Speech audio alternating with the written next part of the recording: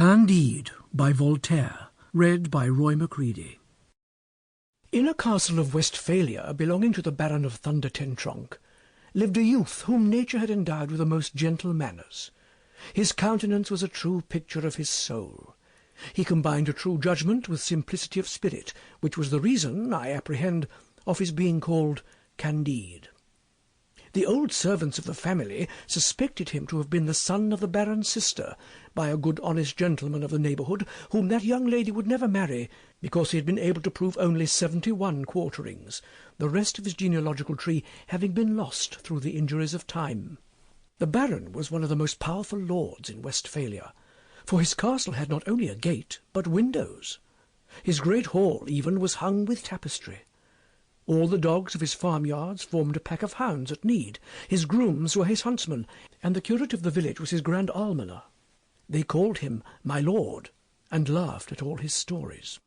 The Baron's lady weighed about 350 pounds, and was therefore a person of great consideration, and she did the honours of the house with a dignity that commanded still greater respect. Her daughter Cunegonde was 17 years of age, fresh-coloured, comely, plump, and desirable. The Baron's son seemed to be in every respect worthy of his father. The preceptor Pangloss was the oracle of the family, and little Candide heard his lessons with all the good faith of his age and character. Pangloss was professor of metaphysico-theologico-cosmolonigology. He proved admirably that there is no effect without a cause, and that in this best of all possible worlds the Baron's castle was the most magnificent of castles, and his lady the best of all possible baronesses. "It is demonstrable," said he, "that things cannot be otherwise than as they are. For all being created for an end, all is necessarily for the best end. Observe that the nose has been formed to bear spectacles. Thus we have spectacles. Legs are visibly designed for stockings, and we have stockings. Stones were made to be hewn, and to construct castles. Therefore my lord has a magnificent castle, for the greatest baron in the province ought to be the best lodged. Pigs were made to be eaten, therefore we eat pork all the year round. Consequently, they who assert that all is well have said a foolish thing. They should have said, all is for the best." Candide listened attentively and believed innocently, for he thought Miss Cunegonde extremely beautiful, though he never had the courage to tell her so. He concluded that after the happiness of being born of Baron of Thunder-ten-Tronckh, the second degree of happiness was to be Miss Cunegonde, the third that of seeing her every day, and the fourth that of hearing Master Pangloss, the greatest philosopher of the whole province, and consequently of the whole world.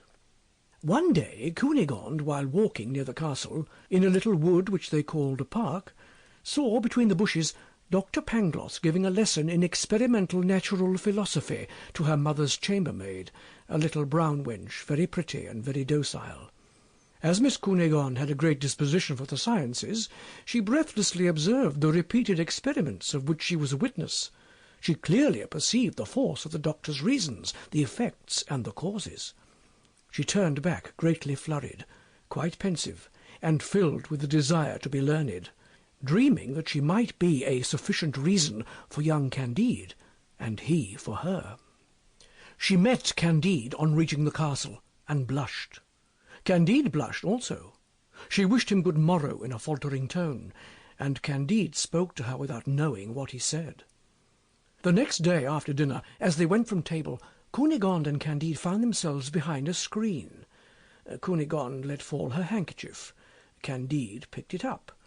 She took him innocently by the hand. The youth as innocently kissed the young lady's hand with particular vivacity, sensibility, and grace.